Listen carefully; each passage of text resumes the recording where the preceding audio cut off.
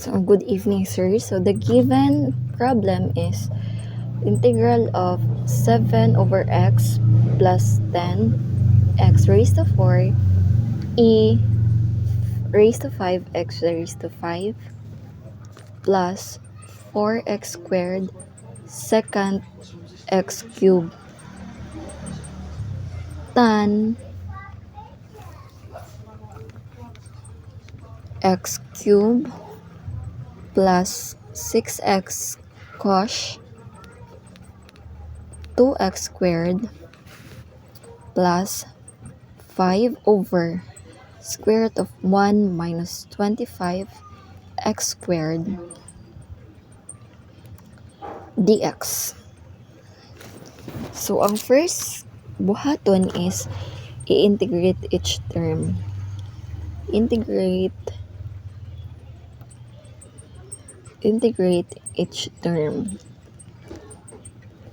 So, we have here 1, 2, 3, 4, 5 ka term. So, ang first term is ang integral of 7 over x, which is logarithmic. So, logarithmic ni siya. So, gamitan na to siya sa yung formula nga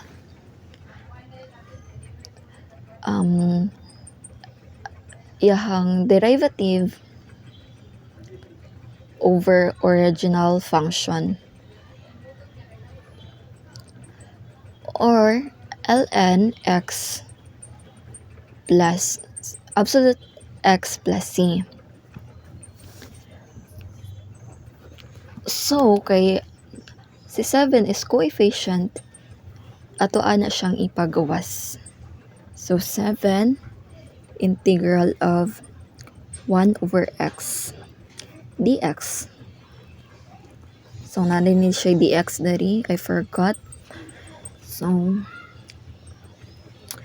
7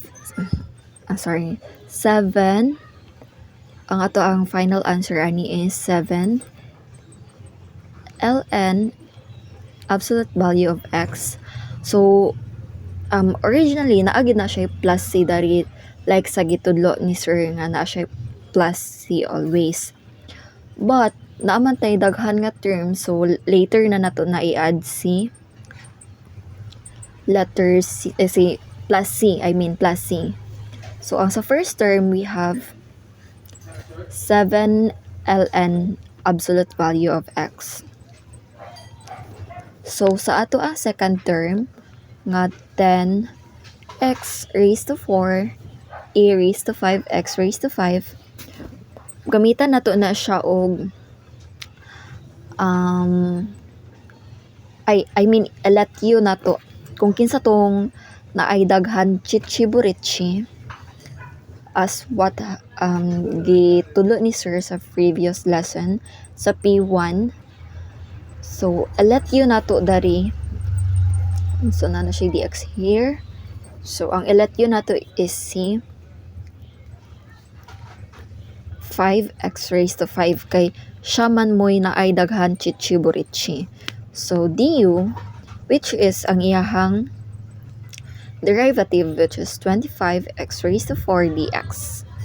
So ato adin na siyang i-divide both side para mabilin is para makuha si du, which is ana. So naaman siya coefficient nga 10 bali na to sa pikas si x raised to 4 dx equals, so as what have Sir Keth gitudlo last session nga ang tapad ni du is always na invisible one. So mahimo na siya diri og 1 over 25 du. So dayon 10 times 1 over 25 du is equivalent to total na to siya 1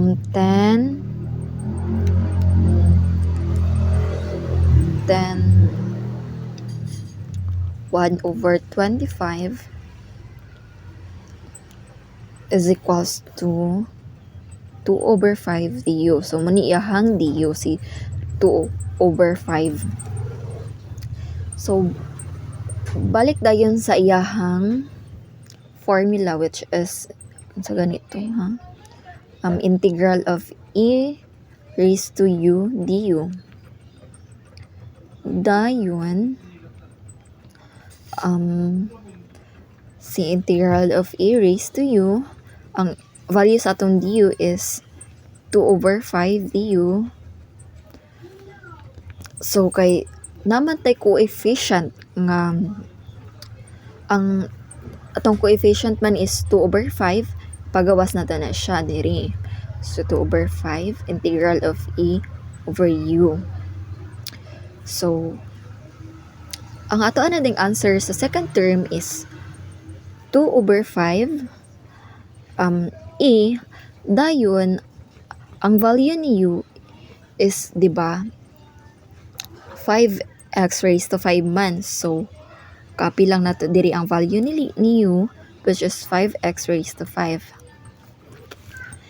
So muni siya ang atong answer sa second term. And let's proceed sa third term nga 4x squared secant x cubed tan x cubed. So here is magamitan nato ni siya og trigonometric. Integral of trigonometric. So integral of 4 squared secant x cubed tan x cubed. So here is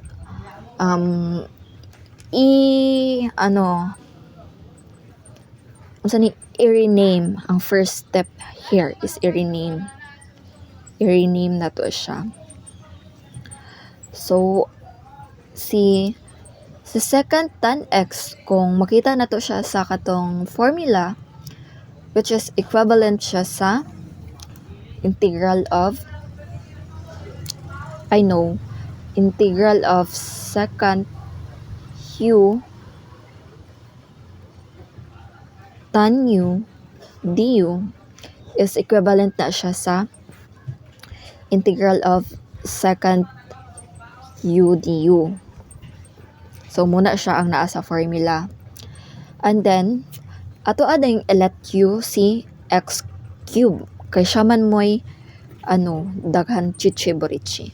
So let's input here the u which is x raised to 3 or x cube. So du, so 3x squared dx. So divide both side by 3. So mabili na lang diri is x squared dx. So naman siya coefficient diri nga 4, transfer na to sa ficas, x squared dx is equivalent to. So again, naamay 1 diri abat tapad ni du. So mahimo na siya og 1/3 du. So i-times na to si coefficient sa du which is 1/3 du. Mahimo na siya og 4 times 1/3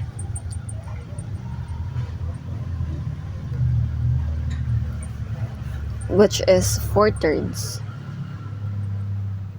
Tama ba ko? Yeah, 4/3. 4/3 du. So muni siya ato ang value sa du.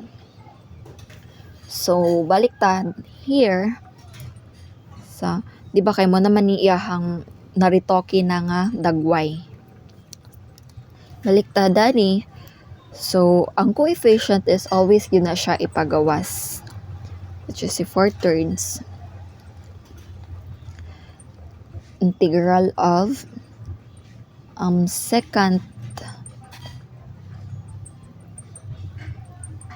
ang u niya ang value sa u is 3x x cube. So x cube siya. So muna ni iyahang answer sa third term. I know, wala na ni siya integral.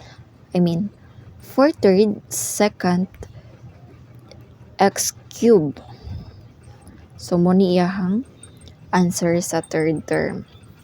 So let's proceed sa fourth term. Wala na siya labot. Ano siya? Sa physics. So sa fourth term na to is unsa to siya? 6x cos 2x raised to 2. So third term na ni. Third term. Ang magamit na to dari is hyperbolic. Kaya nagamit naman siya og integral of 6x cos na may h. So dx. So first na to i-ano-ani is i-rename gyapon siya. So kay ang naa sa formula given nga naa sa module is si integral of cos u du is equivalent to integral of sin u du. I know. Wala na siya. Sin u. So first na to buhaton is, I know, ang next na to buhaton is maglat u gihapon. So ang atong let u here is si 2x raised to 2. Hindi sakat na. Ang du is 4x dx. By both sides by 4. So naman siya ano din coefficient. Tapad na to si x og dx. And ang atong du is mahimo na siya 1/4 dx. Du. Kaya naman siya invisible 1 abay tapad sa u. So mahimo siya 1/4 du. So same process, si coefficient i-multiply na to sa du. Mahimo na siya karon og pila to? 6 times 1/4. Mahimo siya og 3/2 du. So muni ang value sa du. And then balik to sa iyahang formula nga wala dapat na ko na siya erase. So kay si du mamay kuan ang coefficient man ni du kay 3/2, so ipagawas na to na siya si 3/2 sines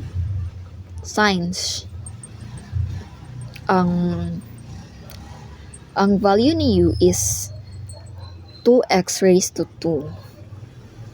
So we have here the final answer nga 3/2 sines 2x raised to 2. So muna siya ang sa pangkaupat nga term. And let's proceed sa fifth term.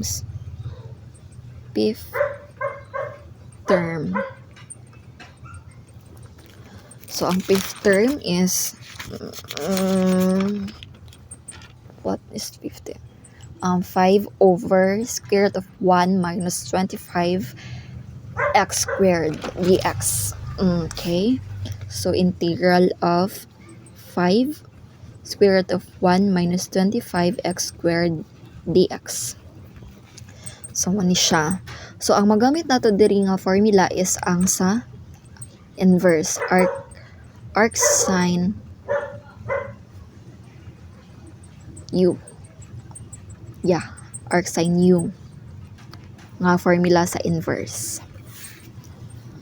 So first buhaton is i-identify kung kinsa si a squared, u squared.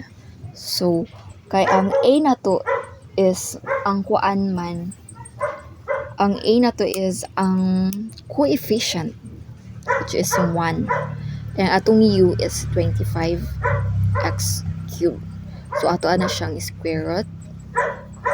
Si A is still 1 lang gihapon. Square root na to na. So, square root ni U is 25. I know. Ni U is 5x na lang. So, 5x na lang. So, let me check sa calculator if tama ba ko or tamala ba ko. 25. Okay, tama ko. And then, next process is let u. Let u na to ni siya. So, let u, which is 5x. So, balik din ta diri sa iyahang formula nga arc sine originally 1 over u na siya plus c na siya, pero pwede ra pud na siya arc sine 1 over ang value sa atong u is 5x man, or 5x plus c. So, pwede ra dili sa ta magbutang og c dari kay pwede ra man nato siya ay ibutang sa final answer na mausa na tanan term. So, arc sine pwede ra siya nato i-direct og 5x plus c. So, it's either aning duha. So, ang final answer sa ato ang problem na given is sa first term, wait lang, ang first term na to is 7 ln x. Sa first term, final answer muna siya ang final answer. Ang first term na answer is 7 ln x plus sa ato ang second term. Sa ato ang second term nga pila to yung second term, 2/5 na ra second term niya, 2/5 a raised to 5x raised to 5. So 2/5 malimtan po na ko plus 2/5 a raised to 5x raised to 5 under plus sa ato ang third term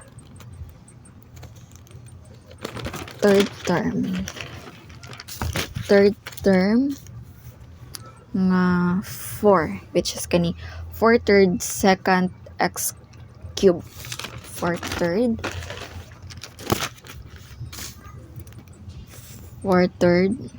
second x cube plus sorry na ano na ko ini siya, fourth term din ni diri, fourth term si hyperbole. So ang fourth term din nato is kani siya na plus 3/2 sine 2x squared plus arc sine 5x. Diri na dayon nato ibutang c plus sing. So muna siya ang ato ang final answer sa given nga problem.